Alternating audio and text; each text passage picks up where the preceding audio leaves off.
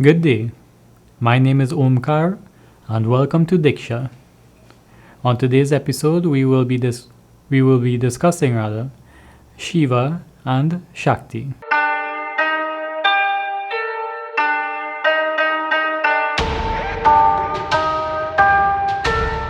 We have learned from previous episodes that, namely the episode on meditation and the episode on Om or the Omkar, about what consciousness is and where consciousness is situated. On the episode on Om, we learned that Om is the primordial sound and that Om in theory can never be heard or exist in this realm of perception, which I mean is, as human beings, we could never really hear the primordial sound. So it must exist at the beginning of the sound spectrum. So on today's episode, I want to expand a little further into the point and go into the two energies of the universe, or fundamental energies of the universe, which are the Shiva energies and the Shakti energies. Now, I say Shiva energy, but what I'm proposing is that the Shiva aspect of the universe or existence is the intention, or this, well, normally they'll say the substratum of what the universe rests on. So Shiva is intention and Shakti is energy.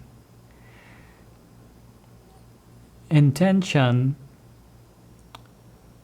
is what we may call the root or the origin of, how do I say this? The origin of where things come from. And from the time it manifests, this is where the Shakti energy comes into play. Well, Shakti literally means the energy. Now, how does this affect us? Under this theory, this means there is nothing that exists in the physical universe, be it light, sound, or energy, dynamic energy. There is nothing that exists in the physical universe that is Shiva. There is only Shakti, or there is only energy. Shiva refers to the intent. So the intent behind creation, the will, if you would say, of things coming into creation and the will of things to dissolve is the reference to Shiva. And because there's nothing physically besides energy, then technically speaking, we can only really worship or pray to energy. As stated when I covered Om, we know that the three curves on the Omkar symbol represents the waking, the sleeping, and the deep sleep states, which all exist as forms of energy within the universe or within ourselves. And as a tangent to that we ourselves do not exist outside of this energy. So we do not physically, or in our dream states, or in our deep sleep states, exist outside of Shakti. And this is where in the Om symbol there's a separation and a dot, and that dot represents consciousness. And the consciousness exists as a separate entity from the three states of being. So what this means, Shiva, situated as intent, is situated in consciousness, or situated as the unmanifest. And Manifest does not relate to only what we as human beings perceive,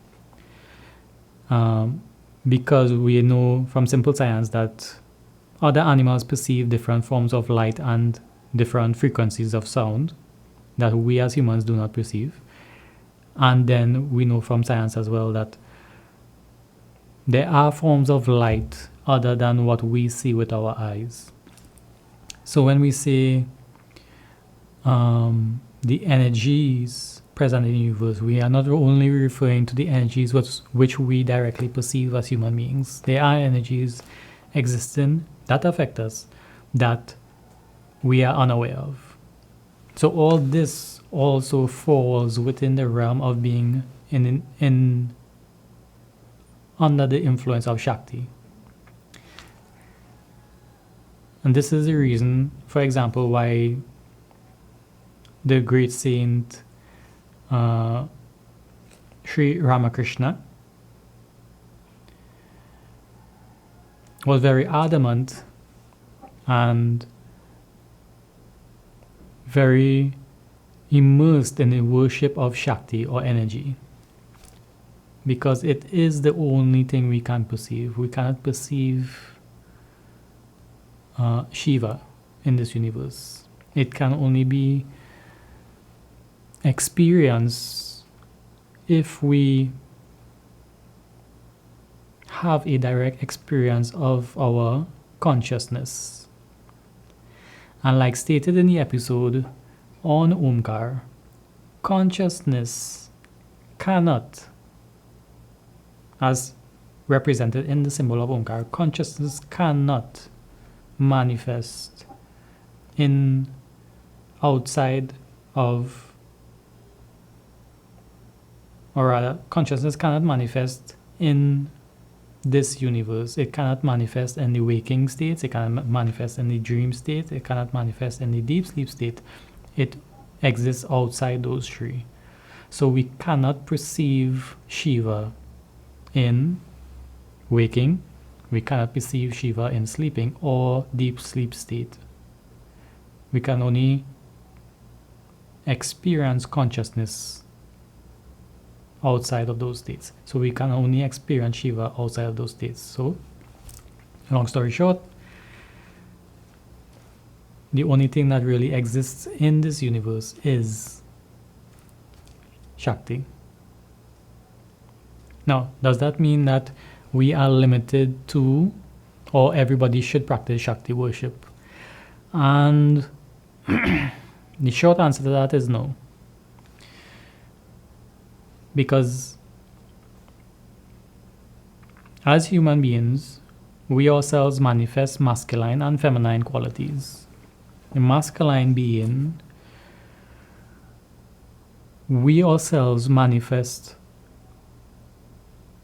intent. We have intent within us.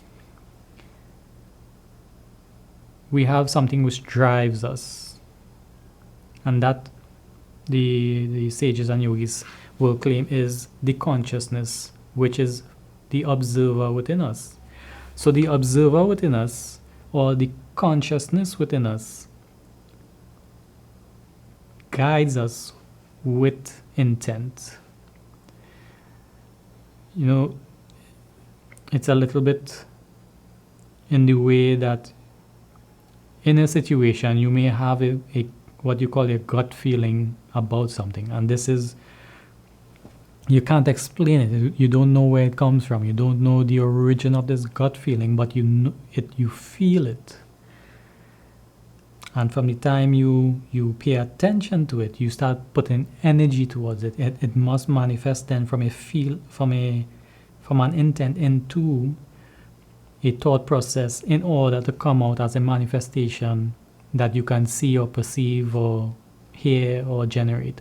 So we as human beings have that ability within us to manifest through us what intent we have into the physical world using energy.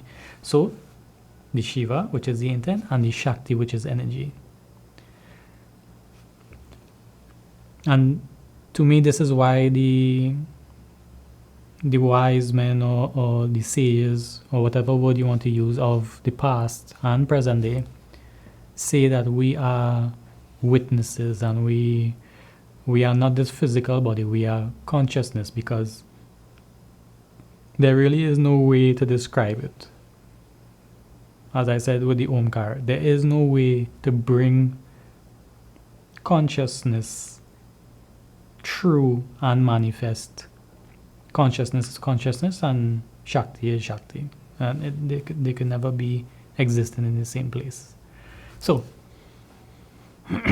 the most we can do is pay respect to Shiva. We can, and I want to try to avoid using the word Shiva because I don't want it to be misunderstood as being something only applicable to Sanatan Dharmic principle. We can only really respect the intent of what supports this universe. We can't really, it can't give us anything. We only really get from Shakti, from energy. So you can't receive anything from intent.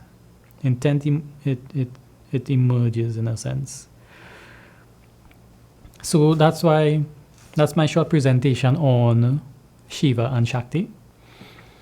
What I think is the core principle of understanding how things manifest. And this would lend itself to how we go about understanding how our lives unfold, which is understanding the intent and understanding the means by which our intents become manifested. So, with that, I would say thank you for joining me today on Diksha. My name is Omkar, and I'll see you next time.